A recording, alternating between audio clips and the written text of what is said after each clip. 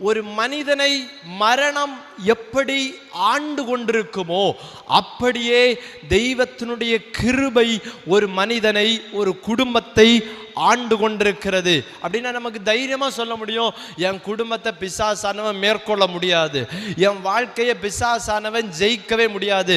ஏன்னா தெய்வத்தின் கிருபை என்னை ஆண்டு கொண்டிருக்கிறது. தேவனுடைய கிருபை, எல்லாரும் சத்தமா சொல்லலாம், தேவனுடைய கிருபை என்னை ஆண்டு கொண்டிருக்கிறது. ஹல்லேலூயா. தேவனுடைய கிருபை என்னை ஆண்டு கொண்டிருக்கும் போது, தேவன் என்னை ஆளுகை செய்யும் போது நான் பயப்படுவதற்கு தேவையே கிடையாது, நான் சோர்ந்து போவதற்கு தேவையே கிடையாது. என்னதான் நான் சேற்றில் விழுந்தாலும், என்னதான் நான் குழியில் விழுந்தாலும் எனக்கு தெரியும் என் தேவன் என்னை ஒரு நாள் கைவிட மாட்டாரு. அவருடைய கிருபை என் கூட இருக்கிற வரைக்கும் நான் விழுந்தாலும் திரும்ப எழும்புவேன். எத்தனை பேர் ஆமென் சொல்றது? தேவன் என் மேல ஆளுகை செய்கிற இருக்கிறார். தேவன் என் குடும்பத்தை ஆசீர்வதிக்கிறவராயிருக்கிறார். எனவே கிருபையை நம்புகிறவர்களையும் தேவன் பரிபூர்ணப்படுத்துகிறார். அவருடைய ஆளுகை செய்யும் போது ஒரு பரிபூரணத்தை உண்டு பண்ணுகிறார். நம்முடைய பாவம் நம்மிடத்திலிருந்து விலகும் போது ஒரு பரிபூர்ணம் உண்டாகிறது. நம்ம நினைக்கலாம், நாம செஞ்ச அநியாயத்துக்கு, நாம செஞ்ச குற்றத்துக்கு நம்முடைய பாவம் மன்னிக்கப்படுமா? நிச்சயம் மன்னிக்கப்படும். ஏனென்றால் கிருபை வரும். நிச்சயமாக பாவத்தின் பரிகாரத்தை, பாவத்தின் பலனை அவை மாற்றுகிறதா இருக்கிறது. உண்மையாக தெய்வத்தின் பக்கமாக யார் சேர்கிறதோ அவர்களை பார்த்து தைரியமா சொல்ல முடியும், நிச்சயம் கிருபை வரும், அந்த தீர்ப்பை மாற்றி அமைக்கும். ஹல்லேலூயா. ஒரே மனிதனுடைய கீழ்ப்படியாமையினாலே ஒரு சம்பவம் நடக்கிறது போல, ஒரு ஆக்கினை, ஒரு தீர்ப்பு நடக்கிறது போல, இல்லை என்றால் ஒரு ஆபத்து, அதன் பலன் நடக்கிறது போல, ஒரு தீங்கு, ஒரு சூழ்நிலை எதிராக சம்பவிக்கிறது போல, ஒரே ஒரு மனிதருடைய கீழ்ப்படிதலினால இந்த உலகம் இன்றைக்கு இரட்சிக்கப்பட்டிருக்கிறது. எத்தனை பேர் ஆமென் சொல்றீங்க? எனக்காக அனைத்தையும் பரிபூர்ணப்படுத்தினதினால நான் தைரியமா சொல்ல முடியும், தேவன் என்னை முழுமையாக ஆளுகை செய்வாரு. நிச்சயமாக என் எண்ணங்கள், என் விருப்பங்கள், என் வாஞ்சைகள், என்னுடைய பாதைகள் முழுவதும் தேவன் அவருடைய கிருபையினாலே பரிபூர்ணப்படுத்த முடியும். ஏனென்றால் அவர் கீழ்ப்படிந்ததினாலே, தெய்வம் நமக்காக இரத்தம் சிந்ததினாலே நாம் என்ன செஞ்சிருக்கிறோம்? நீதிமான்களாக்கப்பட்டிருக்கிறோம். நாம் இன்றைக்கு பாவ நிவர்த்தி அடைவதற்கு பல இடங்களில் நம்ம ஓடி இருக்கலாம். இல்லைன்னா இந்த சத்தத்தை கேட்கிற அநேக பேர் பல இடங்களுக்கு போயிருக்கலாம், பல இடங்களுக்கு சமாதானத்தை தேடி போயிருக்கலாம், பல இடங்களுக்கு எப்படியாவது என் வாழ்க்கை விடுதலை ஆகணும், எப்படியாவது என் குடும்பம் ஆசீர்வதிக்கப்படணும், எப்படியாவது எனக்கு அந்த பயம் மாறணும், எப்படியாவது அந்த இருள் என் குடும்பத்திலிருந்து மாறணும். ஆனா நான் சவாலோட சொல்ல முடியும், தெய்வன் நமக்காக என்ன செய்ய விரும்புறாருன்னா, நம்முடைய பயத்தை எல்லாம் மாற்றி, நம்முடைய எல்லா இருளை எல்லாம் மாற்றி வெளிச்சத்தண்டையிலே கொண்டு வருவதற்கு விரும்புகிறார். அவர் இந்த உலகத்தில் வந்து அனைவரையும் பிரகாசிக்க பண்ணுவதற்கு தெய்வம் விரும்புகிறார். ஆனா நாம என்ன செய்கிறோம்? அவரை ஏற்றுக்கொள்ளாமல் வாழ்ந்து கொண்டிருக்கிறோம். ஹல்லேலூயா, ஹல்லேலூயா. மீறுதல் பெருகும்படி நியாயப்பிரமாணம் வந்தது என வசனம் சொல்லப்பட்டிருக்கிறது. அப்படி என்று சொன்னால் பாவம் செய்வதற்காக நியாயப்பிரமாணம் வரவில்லை, பாவத்தை கட்டுப்படுத்துவதற்காக நியாயப்பிரமாணம் வந்தது. ஆனால் நடந்த சம்பவம் என்னவென்று சொன்னால், அவர்கள் துணிகரமாக எழும்ப ஆரம்பித்தார்கள். என்னன்னா, நாங்கள் பாவம் செய்வோம், நியாயப்பிரமாணத்தின் சட்டத்திற்கு கீழ்ப்பட்டு அப்படியே நடப்போம். எனவே அவர்கள் பாவத்தின் பலனை ஒரு விலையாக கொடுப்பதற்கு ஆரம்பித்து விட்டார்கள். எனவே பாவம் பெருகியது. அதான் வசனம் நாம் வாசிக்கும் போது சொல்லப்பட்டிருக்கிறது, அப்படி மீறுதல் பெருகும்படிக்கு நியாயப்பிரமாணம் வந்தது. அப்படி இருந்தும் பாவம் பெருகின இடத்தில் கிருபை அதிகமாய் பெருக ஆரம்பித்தது. ஹல்லேலூயா. இனிமேல் இந்த உலகத்தின் ஜனங்கள் எதையுமே சுமந்து கொண்டு போவதற்கு தேவை கிடையாது. தன்னுடைய பாரங்களை தானே சுமப்பதற்கு தேவை கிடையாது. அனைவருடைய பாரங்களையும் ஒரே தேவ ஆட்டுக்குட்டியாகிய இயேசு கிறிஸ்து, மகா பிரதான ஆசாரியராகிய இயேசு கிறிஸ்து முழுவதுமாக சுமந்து தீர்த்து நம்மை பரிபூர்ணப்படுத்துவதற்காக, நம்மை முழுமையாக்குவதற்காக, நம்மை நிவர்த்திப்படுத்துவதற்காக அவர் அன்றைக்கு சிலுவையில் பாவத்தை வெற்றி சிறந்தா, பாவத்தை நிவர்த்திப்படுத்தினா, நீதியை இந்த உலகத்தில் கொடுக்கும்படியாக, கிருபையை வழங்கும்படியாக, அவருடைய அன்பை தேசம் முழுவதும் அறிந்து கொள்ளும்படியாக இப்படி ஆயிற்று. ஹல்லேலூயா. அவருடைய கிருபை மிகவும் பெரியது. அவருடைய கிருபை எந்த மனிதனானாலும் அவனை உயர்த்தும். தேவ கிருபை என்பது நாம் நினைப்பதற்கு முடியாததுதான். தேவனுடைய கிருபை ஒரு அளவினால் சொல்ல முடியாது. அது பரிபூரணம் உள்ளது. எத்தனை பேர் சொல்ல முடியும்? தேவ கிருபை பரிபூரணம் உள்ளது. தேவனுடைய கிருபை நிவர்த்திப்படுத்துவது அது ஒரு வார்த்தையினாலும் சொல்ல முடியாது. காரணம் என்னன்னா, இந்த உலகம் முடியாது என்று சொன்ன மனிதர்களையும் தேவ கிருபை இன்னைக்கு வாழ வைத்துக் கொண்டிருக்கிறது. எத்தனை பேர் விசுவாசிக்கிறீங்கன்னு தெரியல. ஆனா நான் தைரியமா சொல்லுகிறேன், உங்க வீடுகளிலும் உங்கள் குடும்பத்திலும் உங்களை அறிந்தவர்களும் பல பேர் இயேசு கிறிஸ்துவின் அன்புக்கு ரொம்ப தொலைவில் இருக்கலாம். ஆனா இன்னைக்கு இயேசுவின் நாமத்தில் நான் சொல்லுகிறேன், ஒரு நாள் இயேசு கிறிஸ்துவின் அன்பு அவர்களையும் சந்திக்கும். ஒரு நாள் இயேசு கிறிஸ்துவினுடைய அந்த பரிபூரண அந்த அன்பு அவர்களையும் நிச்சயமாக சந்தித்து தெய்வத்தின் பக்கமாக, தெய்வத்தை சேவிக்கிறவர்களாக அது மாற்றுவதற்கு உதவி செய்யும். ஆமென் சொல்லலாமா? ஹல்லேலூயா. ஹல்லேலூயா. எனவே நம்முடைய பாவம் நிவர்த்தியாக்கப்படுவதற்காக கிருபை பெருக ஆரம்பித்து விட்டது. இன்னைக்கு நாம கூப்பிடும் போது தேவனுடைய கிருபை அவர் கொடுக்கிறவராய் இருக்கிறார். நம் நீதியின்படி நடக்கும் போது தேவனுடைய கிருபை நம்மை சூழ்ந்து கொள்கிறது. எப்போதும் தேவனுடைய கிருபை தான் நம்ம நடத்தணும். எத்தனை பேருக்கு ஆசை இருக்கு, நான் சுயமா எதுவுமே செய்யக்கூடாது, நான் சுயமா எந்த காரியத்தையும் நான் முயற்சிக்க கூடாது, தெய்வம் எனக்கு உதவி செய்யணும், தெய்வத்தின் பாதையில நான் நடக்கணும், தேவன் செஞ்சா நிச்சயமா அதை தேவன் ஆக பண்ணுவாரு. எத்தனை பேர் விசுவாசிக்கிறீங்க தேவன் எனக்கா செய்ய போறாரு? நான் விசுவாசிகளை பார்த்து இயேசுவின் நாமத்தில் சொல்லுகிறேன், இன்றிலிருந்து தேவன் உங்க குடும்பத்தில் அவருடைய கிருபையை விளங்க பண்ண போறாரு. தேவனுடைய கிருபை நம்முடைய சரீரத்தில் நிச்சயமா விளங்கும், நம்முடைய குடும்பத்தில் நிச்சயமாய் அது விளங்க போகிறது. ஹல்லேலூயா. அது நம்மை ஆளுகை செய்கிறதாக இருக்கிறது. எனவே இவ்வளவு பெரிதான கிருபை, இவ்வளவு ஆச்சரியமான கிருபை, பாவம் பெருகின இடத்தில் கூட கிருபை என்ன செஞ்சுச்சா? பெருகுச்சின வசனம் சொல்லி இருக்கிறது. நமக்கும் தெரியும். நம்ம நினைக்கலாம், நாம சொல்லுறது என்னன்னா, அவன் பாவம் செய்யறான், அவனிடத்துல தேவன் வாசம் பண்ணுவாரா? அவன் அநியாயம் செய்யறான், அவனிடத்துல தேவன் வாசம் பண்ணுவாரா?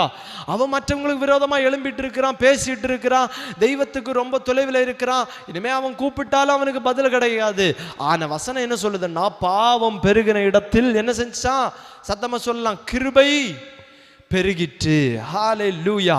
இன்றைக்கும் உங்களிடத்தில் இந்த வார்த்தையை சொல்றாரு, நீங்க எப்படிப்பட்ட பாவியா இருந்தாலும், எப்படிப்பட்டவர்களா இருந்தாலும் கிருபையை உங்க மேல கொடுப்பதற்கு அவர் வல்லவர் உள்ளவராயிருக்கிறார், அவர் பெரியவராயிருக்கிறார். அதற்கு நாம என்ன செய்யணும்னா, அதை நம்ப வேண்டும், அதை விசுவாசிக்க வேண்டும். கிருபையினிடத்தில் சேர்வதற்கு, தெய்வத்தின் அன்பிடத்தில் சேர்வதற்கு நம்முடைய இருதயத்தில் உற்சாகம் கொள்ள வேண்டும். ஆனால் நம்முடைய காலகட்டத்திலே, நம்முடைய வாழ்க்கையில் என்ன சம்பவிக்கிறது என்று சொன்னால், நாம் வாயினாலே சேர்ந்து இருதயமோ தெய்வத்திற்கு தூரமாக காணப்பட்டு கொண்டிருக்கிறது. இந்த இருளுக்கும் எது இருள் எது ஆசுர ஒளி என்று அறியாமல் வாழ்ந்து கொண்டிருக்கிற இந்த காலகட்டத்தில் தெய்வம் நம்மை பார்த்து சொல்லுகிறா, இந்த இருளை எல்லாம் விட்டுவிட்டு, அந்தகாரங்களை எல்லாம் விட்டுவிட்டு, அநியாயங்களை எல்லாம் விட்டுவிட்டு தெய்வத்தை பிரியப்படுத்துகிற ஒரு வாழ்க்கையை நீங்கள் வாழ வேண்டும் என்பதை தேவன் எதிர்பார்க்கிறவராயிருக்கிறார். அந்த ஆசை நமக்குள்ள வரணும். அந்த ஆசை எப்போ வரும்? கிருபைய உண்மையா நீங்க விசுவாசித்து நீங்க தேவனிடத்துல கேட்டு, தேவனே என்னை கிருபையினால நிரப்பணும், தேவனுடைய அன்பு என்னை சூழ்ந்து கொள்ளணும். அப்படி சூழ்ந்து கொண்டா என் வாழ்க்கையை நீங்களே நடத்திடுவீங்க. என்னுடைய சுயத்தினால நான் என்ன செஞ்சாலும் அது நடக்காதுன்னு எனக்கு தெரியும். என்னுடைய பலத்தினால நான் என்ன செஞ்சாலும் அது நடக்காது தெரியும். எனவே உம்முடைய கிருபை என்ன சூழ்ந்து கொள்ளணும். அப்படி கேட்கும் போது தேவன் உங்களை இருளில் இருந்து வெளிச்சத்தண்டைக்கு கொண்டு வருவதற்கு அவர் பெரியவராயிருக்கிறார். இன்றைக்கு இந்த உலகம் எது இருள் எது வெளிச்சம் என்று அறியாமல் வாழ்ந்து கொண்டிருக்கிறார்கள். அநேக பேர் வெளிச்சத்தில் இருக்க வேண்டியவர்கள் இன்னைக்கு இருளில் மாட்டிக்கொண்டிருக்கிறார்கள். ஏன்? அவர்களுக்குள் நிச்சயமற்ற தன்மை காணப்பட்டு கொண்டிருக்கிறது. தேவனே சத்தத்தை கேட்பாரா? என் ஜபத்தை கேட்பாரா? என் விண்ணப்பத்திற்கு பதில கொடுப்பாரா? பல ஆண்டுகளாய் பல பேர் தெய்வத்தை கூப்பிடாம அவங்க இருதயத்தை கடினப்படுத்தின பேர். அநேக பேர் இந்த சத்தத்தை கேட்பீங்கன்னா, இந்த ஹோலி லேண்ட் டிவியின் மூலமாகவும் கேட்பீங்கன்னா, தேவன் உங்களை பார்த்து சொல்றாரு, நிச்சயமாக அப்படியே இல்லை. பாவம் பெருகின இடத்தில் கிருபை எப்படி பெருகினதோ, பாவம் பெருகின இடத்தில் ஒரு இருதயத்தை தேவன் எதிர்பார்க்கிறார், ஒரு வேண்டுதலை தேவன் எதிர்பார்க்கிறாரு. இந்த ஜனம் வாயினால் சேருகிற ஜனம் அல்ல, இருதயத்தினால் கிறிஸ்துவினிடத்தில் சேருகிற ஜனம். எத்தனை பேர் இதை ஏற்றுக்கொள்றது? நான் தெய்வத்தை வாயினால துதிக்கிறது மட்டுமல்ல, என் இருதயத்தினால தெய்வத்தை துதிக்க போறேன், என் இருதயத்தினால தேவனை அன்பு செலுத்த போறேன். எனவேதான் எனக்கு நம்பிக்கை இருக்கு, தேவன் என் குடும்பத்தையும் என்னுடைய வாழ்க்கையும் தேவன் பரிபூரணப்படுத்துவார். ஹல்லேலூயா. இன்னைக்கு உங்களுக்குள்ள அந்த ஆசை வரணும். என்னன்னா, தேவன் என்ன பரிபூர்ணப்படுத்தணும், அவருடைய அன்பினால நான் பரிபூர்ணம் அடையணும், இன்னும் தேவனை நான் அன்பு கூறணும், இன்னும் இயேசு கிறிஸ்துவின் பக்கமாக சேர்க்கப்படணும். ஹல்லேலூயா. ஏசாயா 1வது அதிகாரம் 2-3 வசனங்கள் வாசிக்கும் போது, ஏசாயா 1வது அதிகாரம் 2-3 வசனங்கள், வானங்களே கேளுங்கள், பூமியே செவிகொடு, கர்த்தர் பேசுகிறார், நான் பிள்ளைகளை வளர்த்து ஆதரித்தேன், அவர்களோ எனக்கு விரோதமாய் கலகம் பண்ணினார்கள். மாடு தன் எஜமானையும் கழுதை தன் ஆண்டவனின் முன்னணையும் அறியும், இஸ்ரவேலோ அறிவில்லாமலும் என் ஜனம் உணர்வில்லாமலும் இருக்கிறது என்றார்கள். இன்னைக்கு நம்முடைய கண்கள் பார்க்கும்படியாக கூட நமக்கு பல காரியங்களை, பல நபரை நமக்கு தெரிந்திருக்கலாம். பலரை தேவன் ஆதரிச்சிருந்தாரு, பல ஆண்டுகளா தேவன் அவர்களுக்கு அற்புதத்தை செஞ்சிருந்தாரு, பல ஆண்டுகளாய் தேவன் அவர்களுக்கு பல நன்மைகளை செஞ்சிருப்பாரு. அவங்க உயிரோட இருப்பத தேவ கிருபைதான். அவங்க வாழ்க்கை, அவங்க குடும்பம் இன்னைக்கு அந்த தேசத்துல இருக்குதுன்னா அதுவும் தேவ கிருபைதான். ஆனா இன்னைக்கு என்ன நடக்குதுன்னா, தெய்வத்தை விட்டு ரொம்ப தொலைவில் போயிருக்கிறாங்க. அதை நான் வாசித்தது போல, மாடு தன் எஜமானையும் கழுதை தன் ஆண்டவனின் முன்னணையும் அறியும், இஸ்ரவேலோ அறிவில்லாமலும் என் ஜனம் உணர்வில்லாமலும் காணப்பட்டு கொண்டிருக்கிறார்கள். தெய்வத்தின் ஜனம் இன்றைக்கு உணர்வில்லாமல் காணப்பட்டு கொண்டிருக்கிறார்கள், அறிவில்லாமல் காணப்பட்டு கொண்டிருக்கிறார்கள். தெய்வத்திற்கு விலகி பல தொலைவில் காணப்பட்டு கொண்டிருக்கிறார்கள். இன்றைக்கு இந்த சத்தத்தை கேட்டுக்கொண்டிருக்கும் போதே தேவன் உங்களை அழைக்கிறார். சபைக்கு வருவதற்கு தேவன் அழைக்கிறார், தெய்வத்தின் இடத்தில் சேர்வதற்கு அழைக்கிறார், பரிபூர்ணம் அடைவதற்கு அழைக்கிறார். உங்கள் வாழ்க்கையில் உள்ள எல்லா குறைவுகளையும் நிவர்த்தியாக்குவதற்கு அழைக்கிறார். எத்தனை பேர் கைகளை உயர்த்தி இந்த வார்த்தையை சொல்ல முடியும்? இன்றைக்கு இந்த கூட்டத்தின் மூலமாக என்னுடைய வாழ்க்கையை தேவன் நிவர்த்தியாக்க போறாரு. சத்தமா சொல்லலாமா? வாய்களை திறந்து, இந்த கூட்டத்தின் மூலமாக, இந்த சத்தத்தின் மூலமாக என்னுடைய வாழ்க்கையை தேவன் பரிபூர்ணப்படுத்த போகிறார். என் குறைவுகள் எல்லாம் இன்றைக்கு நிறைவாய் மாறப்போகிறது. என்னுடைய எல்லா தேவைகளையும் தேவன் சந்திக்க போகிறார். வாயினால் சேர்ந்து இருதயமோ தூரமாயிருக்கிறது. அவர்கள் எந்த இடத்தில் போக வேண்டும் என்றெல்லாம் அறிந்திருக்கும் போது அநேக ஜனங்கள் நன்மை செய்த தெய்வத்திடத்தில் வருவதற்கு உணர்வில்லாமல் இருந்து கொண்டிருக்கிறார்கள், அறிவில்லாமல் இருந்து கொண்டிருக்கிறார்கள். இருதயமோ கடினப்பட்டிருக்கிறது, இருதயம் அந்தகாரத்தினாலே சூழ்ந்து கொண்டிருக்கிறது. இன்னைக்கு இந்த இடத்தில் வந்திருக்கிற உங்களை பார்த்து தேவன் சொல்லுகிறார், உங்கள் இருதயம் நன்மை செய்த தெய்வத்திற்கு நன்றியுள்ளதாகவும் அவரை அன்பு செலுத்துகிறதாகவும் அவருடைய பாதையில் நடப்பதற்கு சம்மதிக்கிறதாகவும் மாற வேண்டும். ஹல்லேலூயா. எரேமியா 2வது அதிகாரம் 32வது வசனம் சொல்லப்பட்டிருக்கிறது, ஒரு பெண் தன் ஆபரணத்தையும் ஒரு மணவாட்டி தன் ஆடைகளையும் மறப்பாளோ? என் ஜனங்களோ எண்ணி முடியாத நாட்களாய் என்னை மறந்து விட்டார்கள். தேசம் இன்றைக்கு எல்லாவற்றையும் ஞாபகத்தை வைத்துக் கொண்டு அனைத்தையும் சரியான முறையில் செய்து கொண்டிருக்கும் போது ஒன்றில் மட்டும் விட்டுறாங்க, தெய்வத்தை துதிப்பதில் விட்டுடுறாங்க, தெய்வத்தை ஆராதிப்பதில் விட்டுடுறாங்க. எண்ணி முடியாத நாட்களாய் தெய்வத்தை மறந்து விட்டார்கள். தெய்வம் அவரிடத்துல ஒரு கேள்வியை கேட்கிறாரு, என்னன்னா, நான் உங்களுக்கு என்ன தீமை செய்தேன்? நான் நியாயக்கேடா ஏதாவது செய்தேனா? நான் நியாயக்கேடா ஏதாவது செய்தேனா? தேவன் என்ன நியாயக்கேடு செஞ்சாரு? தேவன் நமக்கு என்ன அநியாயத்தை செஞ்சாரு? இஸ்ரவேல் ஜனங்களிடத்தில் ஒரு கேள்வியை கேட்கிறாரு, நான் உங்களுக்கு என்ன அநியாயத்தை செய்தேன்? இப்பொழுது எண்ணி முடியாத நாட்களாய் என்னை விட்டு ரொம்ப தொலைவு போயிருக்கிறீங்களே, நான் உங்களுக்கு என்ன தீமை செஞ்சேன்? நம்ம அநேக பேர் சொல்லலாம், அவங்க வனாந்திரத்தின் வழியால புறப்பட பண்றாரு, ஆனா அந்த தேசம் முழுவதும் வனாந்திர வழியா இருந்த போதும் தேவன் அவர்களுக்கு அநியாயம் செய்யாமல் அவர்களுக்கு இதுதான் மரணம் என்று நினைத்த பிறகு கூட தெய்வம் அதிலிருந்து காப்பாற்றினார். பாத்தீங்களா? வனாந்திரமான சூழலிலும் தண்ணீரை வர பண்றாரு. பாத்தீங்களா? தேவன் என்ன அநியாயத்தை செஞ்சாரு? நம்முடைய வாழ்க்கையில் இதுக்கு இந்த காரியம் நடப்பதற்கு சாத்தியமே கிடையாது, இந்த வேலை எனக்கு கிடைப்பதற்கு சாத்தியமே கிடையாது, நான் இன்னைக்கு இந்த இடத்துல வந்திருப்பதற்கு சாத்தியமே கிடையாது, இன்னைக்கு என் கை கால்கள் எல்லாம் இப்படி இருப்பதற்கு சாத்தியமே கிடையாது. ஆனாலும் தெய்வம் என் மேல அன்பு செலுத்தினதுனால தானே இப்படி நான் சந்தோஷமா இருக்கிறேன். ஆனால் சில ஜனம் உணர்வில்லாமல் மறந்து எண்ணி முடியாத நாட்களாய் ரொம்ப தொலையிலே இருக்கிறாங்க.